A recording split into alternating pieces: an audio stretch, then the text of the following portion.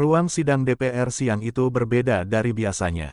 Deretan kursi yang biasanya penuh dengan wajah datar kini dipenuhi senyum dan sorak-sorai. Suasana riuh terdengar seolah ada pesta kemenangan yang baru saja diumumkan.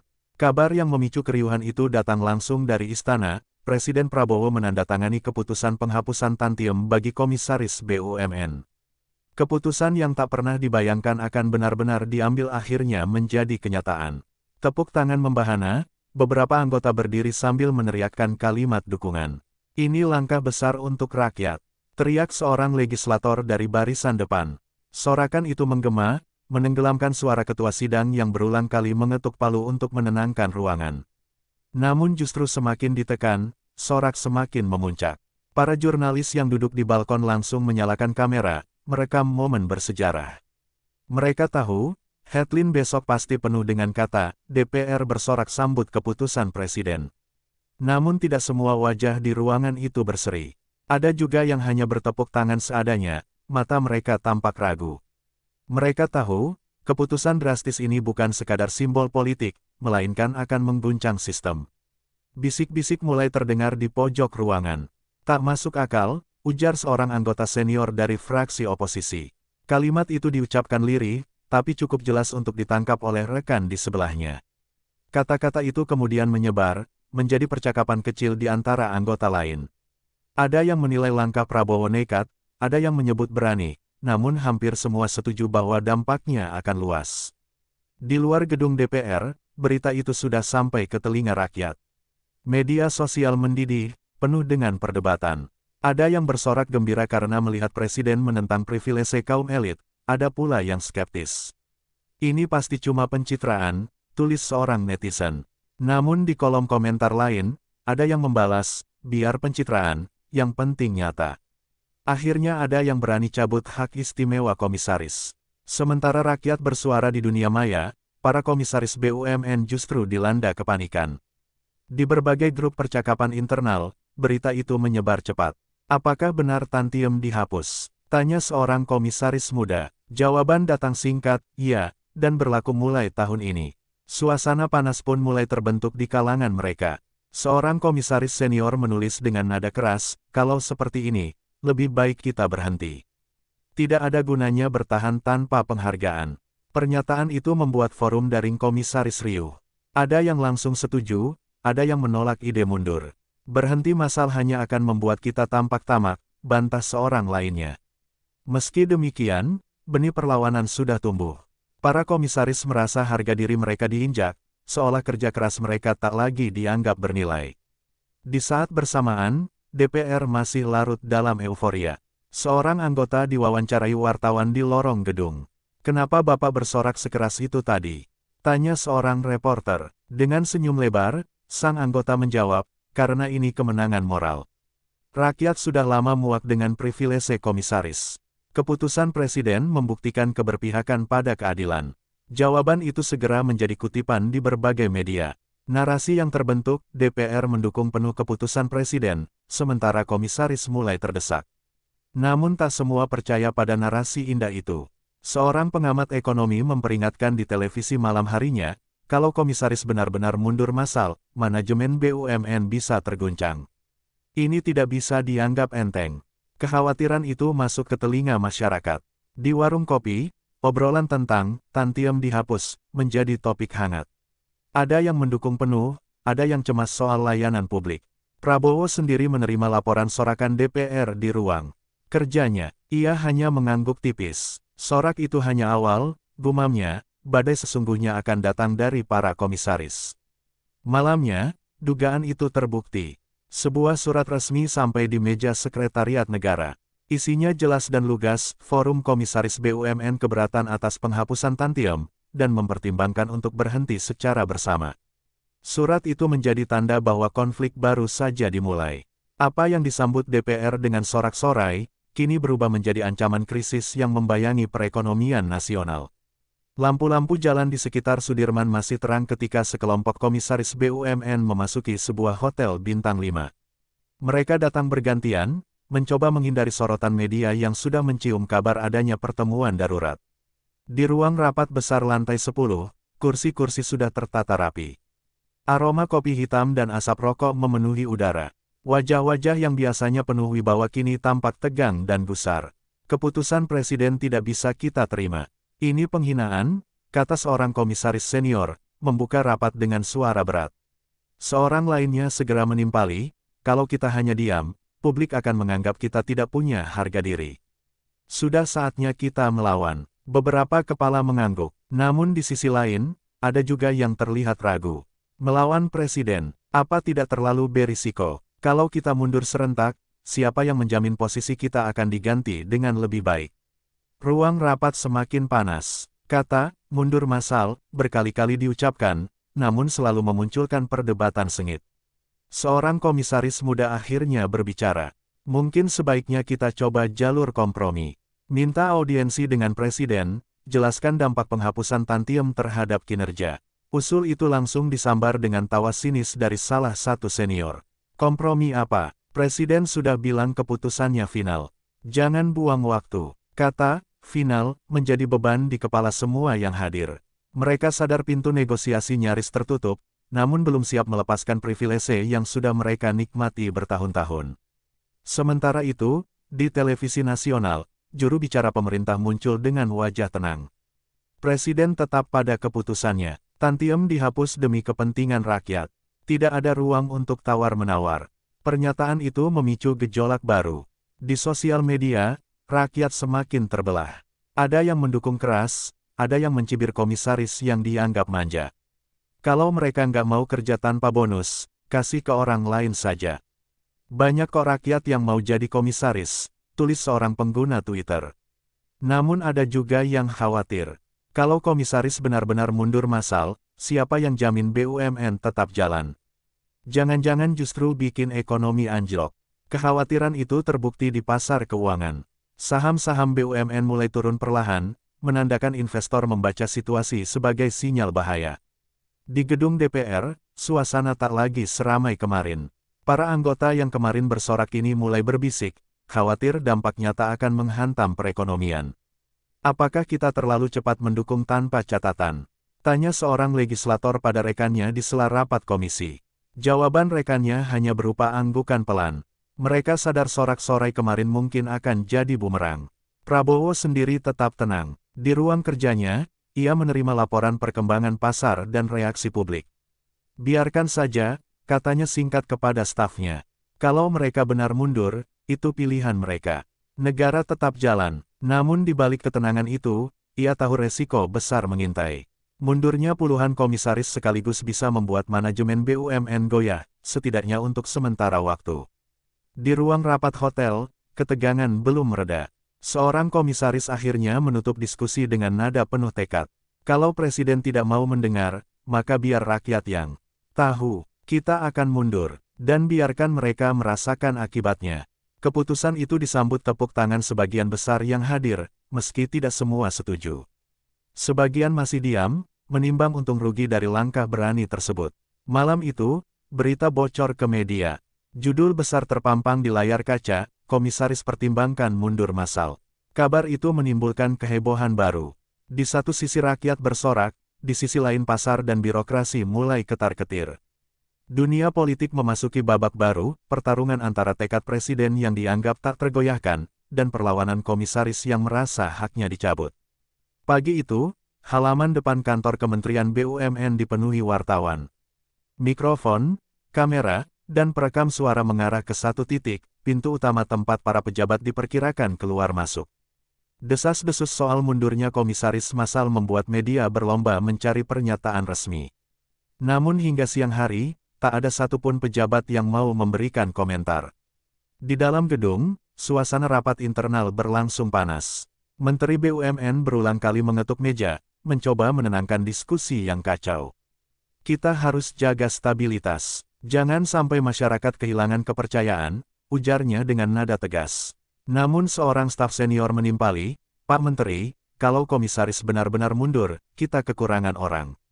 Itu fakta. Ruang rapat mendadak hening. Kata, kekurangan orang, terasa menakutkan, mengingat posisi komisaris strategis di hampir semua perusahaan besar milik negara.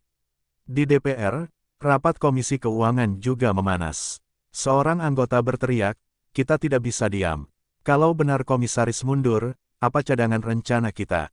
Anggota lain mencoba meredam, namun wajah-wajah cemas tidak bisa disembunyikan. Sorakan kemarin kini berubah menjadi bayangan kekhawatiran. Seorang legislator dari oposisi tersenyum sinis. Kalian terlalu cepat bersorak. Sekarang kalian panik sendiri. Di luar gedung, rakyat menyaksikan drama itu dari layar televisi. Obrolan di angkutan umum, warung kopi, hingga pasar tradisional semuanya membicarakan isu yang sama. Apa komisaris itu penting banget? Kalau mereka mundur, kan bisa diganti orang lain, ucap seorang pedagang sayur dengan santai. Namun sopir angkot yang mendengar langsung menimpali, kalau diganti orang sembarangan, jangan-jangan BUMN malah kacau. Yang rugi ya kita juga. Perdebatan rakyat kecil ini menggambarkan betapa isu Tantium sudah merembes ke semua lapisan masyarakat. Di sisi lain, forum komisaris kembali berkumpul malam harinya. Kali ini mereka lebih terorganisir. Draft surat pengunduran diri kolektif mulai disusun. Kita akan serahkan langsung ke istana. Biarkan presiden melihat bahwa kita serius, kata seorang tokoh berpengaruh di antara mereka. Namun tidak semua nama bersedia tanda tangan. Beberapa memilih menunda, khawatir reputasi pribadi hancur di mata publik. Salah satu komisaris berpengalaman akhirnya bicara lirih, kalau kita mundur, rakyat akan bilang kita tamak. Kalau kita bertahan, kita kehilangan hak. Mana yang lebih buruk? Pertanyaan itu membuat ruangan terdiam. Tidak ada jawaban mudah. Sementara itu, Prabowo menerima laporan intelijen soal rencana mundur massal tersebut. Ia hanya tersenyum tipis. Mereka kira saya bisa diancam dengan pengunduran diri. Negara tidak boleh kalah oleh privilese. Pernyataan itu disampaikan pula kepada para menterinya. Siapkan nama-nama pengganti. Kalau mereka mundur, kita isi dengan orang-orang yang loyal pada negara. Rapat kabinet berlangsung hingga larut malam.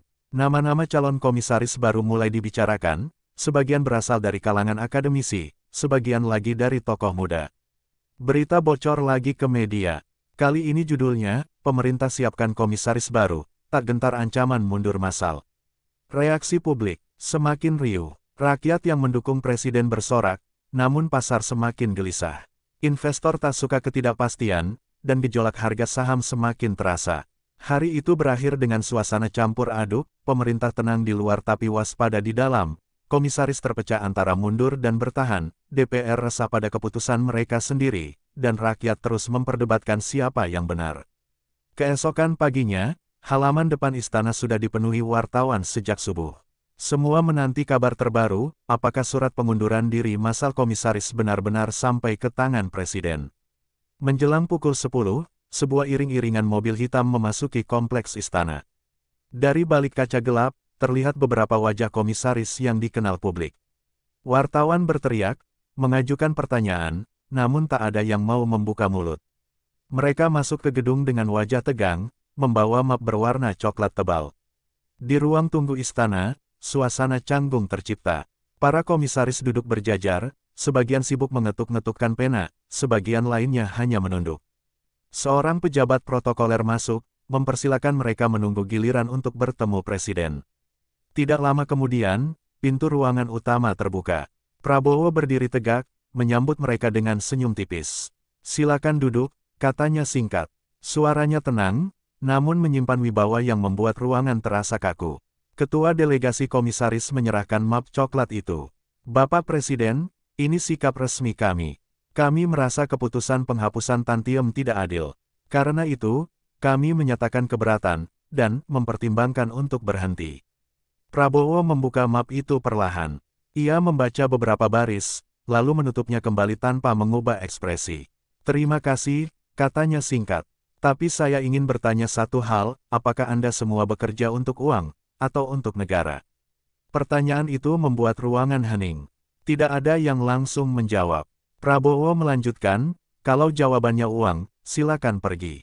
Negara tidak pernah kekurangan orang pintar. Tapi kalau untuk negara, tetaplah di sini, buktikan bahwa pengabdian lebih besar dari privilese. Beberapa komisaris menunduk, wajah mereka memerah.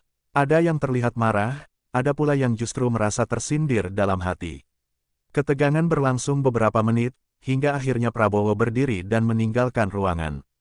Ia tidak memberi keputusan langsung, hanya meninggalkan kata-kata yang menggema di kepala mereka. Keluar dari istana, para komisaris disambut puluhan kamera. Namun mereka memilih diam, tidak satu pun mau memberi pernyataan. Di luar, publik menafsirkan kejadian itu dengan beragam versi. Ada yang bilang presiden berhasil menunjukkan ketegasannya, ada pula yang menilai komisaris sedang mencari cara untuk mundur terhormat. Di DPR, berita pertemuan itu membuat suhu politik kembali panas. Seorang legislator oposisi berkomentar sinis, ini hanya drama. Komisaris takut kehilangan posisi, presiden ingin terlihat berani. Namun sebagian anggota justru menganggap langkah presiden patut didukung. Kita butuh pemimpin yang berani bicara seperti itu, ujar seorang anggota muda dengan semangat. Sementara itu, pasar saham tetap bergejolak. Ketidakpastian membuat investor asing menahan diri, sementara investor lokal menunggu arah kebijakan selanjutnya. Rakyat kecil terus mengomentari peristiwa itu dengan cara mereka sendiri. Di terminal bus, seorang kernet berkata pada kawannya, kalau komisaris cuma mikirin duit, ya sudah, biarin cabut. Masih banyak orang jujur di negeri ini. Jawaban kawannya sederhana, betul. Tapi jangan sampai perusahaan negara kacau gara-gara politik. Malam harinya, surat kabar besar menurunkan headline tebal, Prabowo tantang komisaris, uang atau negara. Kalimat itu menjadi bahan obrolan nasional, dari gedung tinggi sampai warung pinggir jalan. Perlahan, dukungan publik ke presiden semakin menguat, sementara posisi komisaris semakin terpojok. Di balik layar, beberapa komisaris mulai goyah. Ada yang memutuskan untuk menarik diri dari rencana mundur massal, memilih tetap bertahan demi reputasi. Namun ada juga yang tetap keras kepala, bersumpah akan mundur walau sendirian. Pertarungan belum selesai, tapi satu hal jelas, arah opini publik kini mulai berpihak pada presiden, dan komisaris menghadapi dilema yang semakin sulit diputuskan. Hari Senin pagi, suasana bursa saham lebih tegang dari biasanya. Layar-layar monitor menampilkan angka merah di banyak sektor BUMN. Investor gelisah, rumor soal pengunduran diri mulai terbukti. Salah satu komisaris ternama akhirnya mengumumkan pengunduran dirinya secara terbuka. Ia menggelar konferensi pers singkat di sebuah hotel, hanya ditemani beberapa staf. Saya tidak bisa bekerja dalam sistem yang tidak menghargai kerja keras. Dengan ini saya menyatakan berhenti dari jabatan komisaris, ujarnya singkat sebelum meninggalkan ruangan tanpa menerima pertanyaan. Berita itu langsung meledak. Media menayangkan ulang pernyataan tersebut sepanjang hari. Nama komisaris itu menjadi trending topik, disandingkan dengan kata-kata rakus dan pahlawan secara bersamaan. Di DPR, kabar itu menimbulkan kegaduhan baru. Beberapa anggota yang kemarin bersorak kini panik. Kalau satu mundur, yang lain bisa ikut. Apa yang sudah kita lakukan? Bisik seorang legislator. Namun ada juga yang justru menyambut dengan dingin. Kalau mereka mau mundur, biarkan saja. Itu membuktikan mereka memang tidak siap mengabdi. Prabowo sendiri menerima laporan itu dengan ekspresi datar. Ia hanya berkata kepada ajudannya, satu mundur, berarti tempat terbuka untuk orang baru. Segera siapkan pengganti. Menteri BUMN langsung bergerak. Dalam hitungan jam, nama calon pengganti sudah beredar. Publik tercengang melihat kecepatan itu, seolah pemerintah memang sudah siap menghadapi gelombang resign. Namun pasar modal tetap tidak tenang. Mundurnya satu komisaris dianggap sinyal buruk. Investor bertanya-tanya, berapa banyak lagi yang akan mengikuti langkah tersebut. Sementara itu, rakyat menonton drama ini dengan emosi beragam. Di sebuah pasar tradisional, seorang ibu pedagang bawang berkomentar, kalau cuma karena uang mereka mundur, berarti benar mereka rakus. Seorang bapak yang mendengar langsung menimpali, tapi jangan lupa, orang-orang itu punya jaringan kuat. Kalau mereka benar-benar pergi, bisa saja BUMN goyah. Di warung kopi, obrolan lebih keras. Presiden sudah benar, jangan takut sama komisaris. Kalau mundur, tinggal ganti. Yang penting jangan biarkan BUMN rusak, kata seorang tukang ojek sambil menyeruput kopi hitam. Di sisi lain, para komisaris yang masih bertahan mulai terbelah. Ada yang ingin tetap solid, ada yang sudah menyiapkan surat pengunduran diri masing-masing. Seorang komisaris muda mengirim pesan ke grup internal, saya tidak ingin dicap tamak oleh publik. Kalau harus bertahan tanpa tantiem, saya akan tetap bertahan. Pesan itu menuai dukungan dari sebagian rekan, namun juga cercaan dari yang lain. Perpecahan semakin nyata, membuat forum komisaris kehilangan kekompakan. DPR kembali menggelar rapat darurat. Kali ini lebih serius, tanpa sorak-sorai. Seorang anggota mengusulkan pembentukan tim pengawas khusus untuk memastikan BUMN tetap stabil. Namun ada juga yang menolak. Itu hanya menambah birokrasi. Biarkan presiden yang mengambil keputusan penuh, kata seorang anggota dari koalisi pemerintah. Pertarungan politik makin tajam. Oposisi memanfaatkan kesempatan ini untuk menekan pemerintah, sementara koalisi berusaha menunjukkan solidaritas. Prabowo, di tengah semua kegaduhan, justru semakin yakin pada keputusannya. Kalau negara tunduk pada privilese, selamanya kita tidak akan merdeka dari ketidakadilan, katanya dalam rapat tertutup. Kata-kata itu kemudian bocor ke media, disebarkan luas, dan semakin memperkuat citra presiden sebagai sosok yang tegas. Hari itu berakhir dengan dua peristiwa besar, seorang komisaris resmi mundur, dan pemerintah dengan cepat menunjuk penggantinya. Drama ini baru dimulai, namun arahnya jelas, semakin banyak yang dipertaruhkan, semakin panas pula pertarungannya. Keesokan harinya, dua komisaris lagi mengumumkan pengunduran diri. Kali ini bukan sekadar isu, melainkan konferensi pers resmi yang disiarkan langsung oleh televisi swasta. Wajah mereka tampak dingin ketika membacakan pernyataan. Kami merasa tidak lagi bisa bekerja dengan tenang setelah Tantium dihapus. Dengan ini kami menyatakan mundur. Kabar itu membuat heboh. 3 nama besar komisaris kini sudah benar-benar meninggalkan jabatan, menandai gelombang resign yang mulai nyata. Di media sosial, komentar rakyat semakin pedas. Kalau mereka mundur hanya karena uang, berarti rakyat benar mereka tidak layak. Namun sebagian kecil justru membela. Jangan salah, komisaris juga punya peran strategis. Kalau mereka pergi, siapa yang bisa menjamin perusahaan tetap jalan? Di DPR, rapat mendadak digelar hingga larut malam. Para anggota tampak cemas, membicarakan dampak resign massal terhadap stabilitas ekonomi. Seorang legislator oposisi berdiri lantang. Pemerintah bermain-main dengan api. Keputusan sembrono presiden membuat komisaris meninggalkan posisinya. Kalau BUMN kacau, siapa yang bertanggung jawab? Koalisi pemerintah membalas dengan suara keras. Keputusan presiden adalah untuk rakyat. Mundurnya komisaris membuktikan siapa yang sebenarnya tamak. Perdebatan itu berlangsung sengit hingga dini hari. Media menayangkan cuplikan sidang dengan judul besar, DPR pecah soal Tantium, rakyat atau komisaris.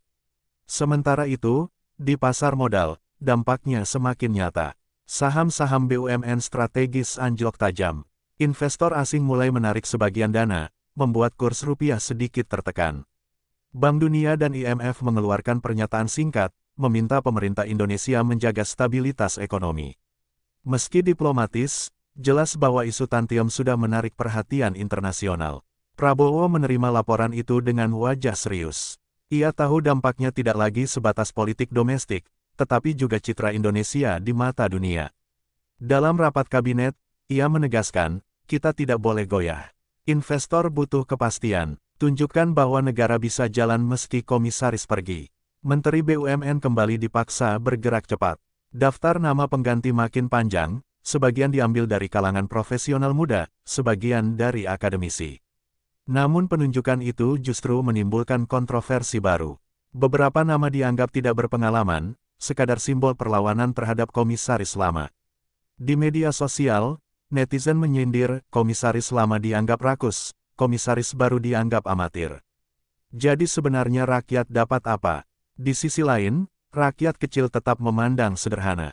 Seorang penjual sate di pinggir jalan berkata, yang penting listrik nyala, BBM ada, kereta jalan. Siapa komisarisnya, saya tidak peduli.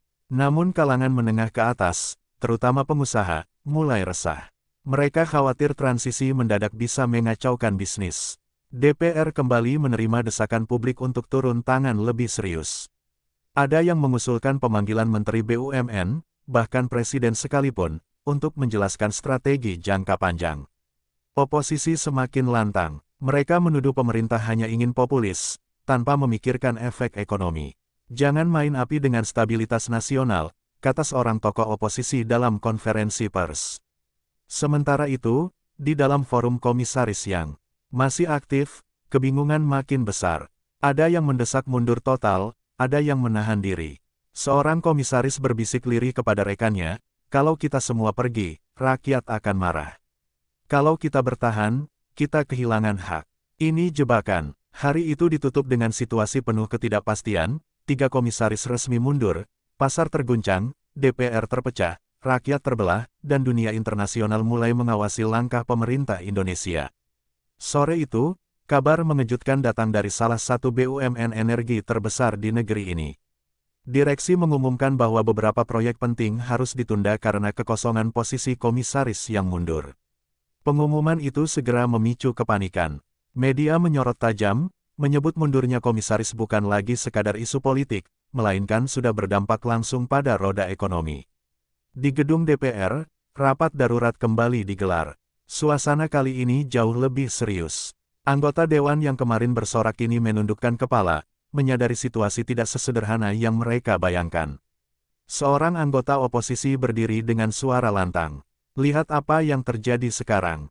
Proyek energi ditunda, pasar kacau, rakyat akan menanggung akibat. Ini semua gara-gara keputusan sembrono. Koalisi pemerintah berusaha membela, tapi suara mereka terdengar lemah. Argumen soal, demi rakyat, mulai kehilangan daya di tengah situasi krisis nyata. Sementara itu, di pasar modal, saham-saham BUMN jatuh lebih dalam. Bursa efek dipenuhi wajah-wajah panik, para investor bergegas menjual aset. Seorang analis di televisi berkata dengan nada khawatir, kalau mundur massal berlanjut, kita bisa menghadapi krisis kepercayaan. Itu jauh lebih berbahaya daripada sekadar kerugian finansial. Prabowo menerima semua laporan itu dengan ekspresi keras. Ia tidak berbicara banyak, hanya memberi instruksi singkat kepada para menterinya. Segera bentuk tim darurat, cari orang-orang yang bisa langsung menggantikan peran komisaris. Jangan biarkan kekosongan berlarut, katanya. Menteri BUMN bergerak cepat, namun di lapangan tidak semudah itu. Mengisi posisi kosong membutuhkan seleksi, sementara waktu terus berjalan dan publik semakin gelisah. Rakyat kecil mulai merasakan efeknya. Di sebuah desa, pembangunan jaringan listrik baru tertunda tanpa kepastian. Katanya mau ada lampu tahun ini, kok malah berhenti. Keluh seorang warga. Di kota besar, transportasi publik yang dikelola BUMN mengalami keterlambatan layanan. Keluhan masyarakat meluas di media sosial. Situasi ini dimanfaatkan oposisi dengan cerdik. Mereka mengadakan konferensi pers, menuding pemerintah telah mengorbankan rakyat demi pencitraan. Apakah demi terlihat berani, Presiden rela membuat BUMN lumpuh? Kata salah satu tokoh oposisi, suaranya direkam semua stasiun televisi. Koalisi pemerintah membalas dengan menyebut oposisi hanya menakut-nakuti rakyat. Namun dalam hati, mereka sendiri tak bisa menutupi rasa cemas. Sementara itu, di kalangan komisaris yang masih bertahan, perpecahan makin dalam. Sebagian merasa bersalah karena keputusan mereka sudah mengganggu pelayanan publik. Kalau kita mundur lagi, rakyat semakin marah. Tapi kalau bertahan, kita dianggap kalah. Apa yang harus kita lakukan? Bisik seorang komisaris dalam pertemuan rahasia. Malam harinya, Prabowo akhirnya memutuskan untuk berbicara langsung kepada rakyat lewat siaran televisi nasional. Ia tampil dengan seragam sederhana, wajahnya tegas. Saudara-saudaraku, keputusan menghapus Tantium adalah demi keadilan. Saya tahu ini menimbulkan keguncangan, tapi saya berjanji negara tidak akan berhenti. BUMN akan tetap berjalan, rakyat tetap mendapat pelayanan, ucapnya. Pidato itu ditutup dengan kalimat tegas, lebih baik komisaris pergi, daripada rakyat merasa ditinggalkan. Pidato tersebut langsung menyebar luas. Sebagian rakyat terharu dan mendukung, sebagian lainnya tetap skeptis. Namun satu hal jelas, Presiden memilih berdiri tegak di tengah badai. Hari itu ditutup dengan rasa was-was yang kian menebal. Negara berada di persimpangan jalan, bertahan dengan tekad Presiden, atau runtuh oleh gelombang mundurnya komisaris yang semakin nyata. Sore itu, kabar mengejutkan datang dari salah satu BUMN energi terbesar di negeri ini. Direksi mengumumkan bahwa beberapa proyek penting harus ditunda karena kekosongan posisi komisaris yang mundur. Pengumuman itu segera memicu kepanikan. Media menyorot tajam, menyebut mundurnya komisaris bukan lagi sekadar isu politik, melainkan sudah berdampak langsung pada roda ekonomi. Di gedung DPR, rapat darurat kembali digelar. Suasana kali ini jauh lebih serius. Anggota dewan yang kemarin bersorak ini menundukkan kepala, menyadari situasi tidak sesederhana yang mereka bayangkan. Seorang anggota oposisi berdiri dengan suara lantang. Lihat apa yang terjadi sekarang. Proyek energi ditunda, pasar kacau, rakyat akan menanggung akibat. Ini semua gara-gara keputusan sembrono. Koalisi pemerintah berusaha membela, tapi suara mereka terdengar lemah. Argumen soal, demi rakyat, mulai kehilangan daya di tengah situasi krisis nyata. Sementara itu, di pasar modal, saham-saham BUMN jatuh lebih dalam. Bursa efek dipenuhi wajah-wajah panik, para investor bergegas menjual aset. Seorang analis di televisi berkata dengan nada khawatir, kalau mundur massal berlanjut, kita bisa menghadapi krisis kepercayaan. Itu jauh lebih berbahaya daripada sekadar kerugian finansial.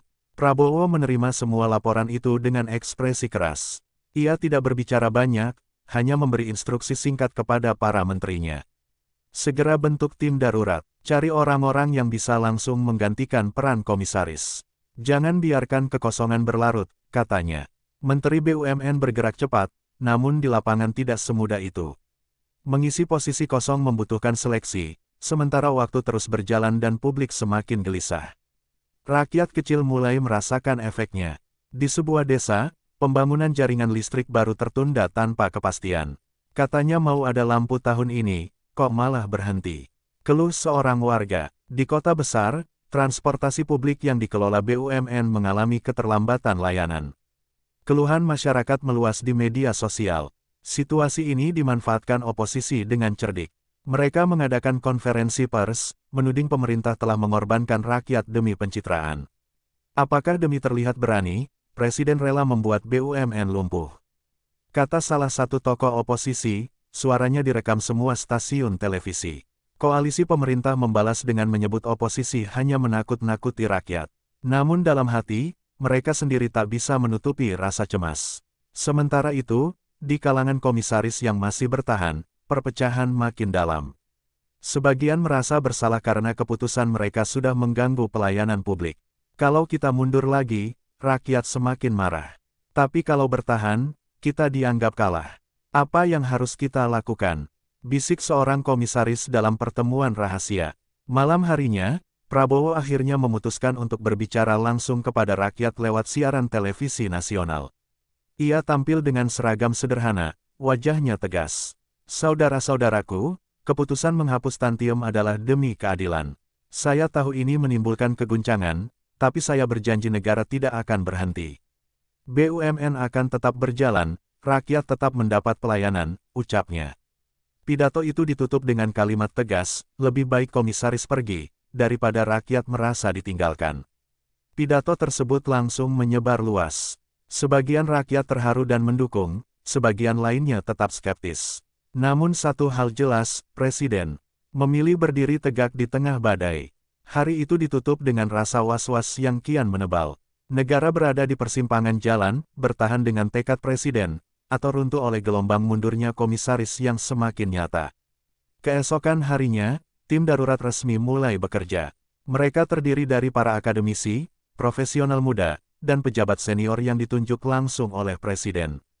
Kantor-kantor BUMN ramai oleh aktivitas. Para pegawai tampak lega, meski masih ada ketidakpastian. Setidaknya ada orang yang memimpin, ujar seorang staf dengan napas lega. Di media, pemberitaan mulai berbalik arah. Dari yang semula pesimis, kini ada harapan baru bahwa langkah darurat bisa menstabilkan keadaan. Bursa saham yang sempat jatuh mulai menunjukkan pemulihan tipis. Investor asing masih berhati-hati, tapi sebagian menunda penarikan dana mereka. DPR tetap gaduh. Oposisi menolak keras tim darurat, menyebutnya ilegal dan penuh risiko. Namun koalisi membela dengan argumen bahwa keadaan luar biasa butuh langkah luar biasa. Prabowo tetap tenang menghadapi semua kritik. Ia muncul lagi di televisi, menyampaikan pesan singkat, negara ini tidak akan runtuh hanya karena uang. Kita berdiri untuk rakyat. Pidato itu disambut tepuk tangan dari massa yang berkumpul di depan istana. Mereka bersorak, hidup rakyat, hidup Presiden. Sementara itu, para komisaris yang sudah mundur mulai kehilangan simpati publik. Media sosial penuh sindiran tajam terhadap mereka. Dulu kalian duduk di kursi empuk, sekarang giliran rakyat bersorak melihat kalian pergi, tulis seorang netizen dengan nada pedas. Beberapa komisaris mencoba membela diri melalui wawancara televisi, namun suara mereka tenggelam di tengah gelombang dukungan rakyat kepada Presiden. Di forum internasional, Indonesia dipuji karena mampu bertindak cepat dalam menghadapi krisis. Meski ada kritik soal legalitas, dunia melihat stabilitas sebagai tanda positif. Ekonomi mulai pulih perlahan. Proyek energi yang sempat tertunda dijalankan kembali oleh tim darurat. Layanan publik yang terganggu perlahan kembali normal. Rakyat kecil merasakan perubahan itu langsung. Di sebuah desa, lampu listrik akhirnya menyala kembali setelah sempat tertunda. Sorak kegembiraan terdengar malam itu. Mahasiswa yang dulu berorasi di jalan kini menggelar aksi syukuran kecil. Mereka menyalakan lilin, kali ini bukan untuk protes, tapi untuk merayakan keberhasilan langkah cepat negara. Di DPR, perdebatan belum berhenti. Namun suara publik yang semakin mendukung presiden membuat oposisi mulai kehilangan pijakan. Seorang anggota oposisi akhirnya berkata lirih, "Kita harus akui, langkah darurat ini berhasil meredam krisis." Prabowo sendiri tidak terlihat berlebihan dalam merayakan keberhasilan. Ia hanya berkata singkat kepada menterinya, "Kita menang bukan karena mereka kalah, tapi karena rakyat tetap berdiri." Hari-hari berikutnya, pemerintah menyiapkan aturan baru yang lebih jelas tentang remunerasi komisaris. Tidak lagi ada tantiem besar, melainkan sistem gaji transparan berbasis kinerja. Aturan itu disambut gembira rakyat. Bagi mereka, ini adalah simbol kemenangan melawan keserakahan. Di jalanan, mural-mural muncul, gambar rakyat bersorak dengan tulisan besar, "Negara milik kita, bukan milik segelintir." Prabowo berdiri di beranda istana suatu sore, menatap langit yang mulai memerah.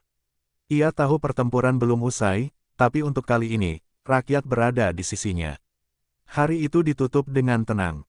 Tidak ada lagi kabar komisaris mundur, tidak ada lagi pasar panik, tidak ada lagi rakyat resah. Yang tersisa hanyalah satu kenyataan baru, negara telah membuktikan bisa berjalan tanpa bergantung pada privilese segelintir orang. Terima kasih sudah menonton sampai akhir.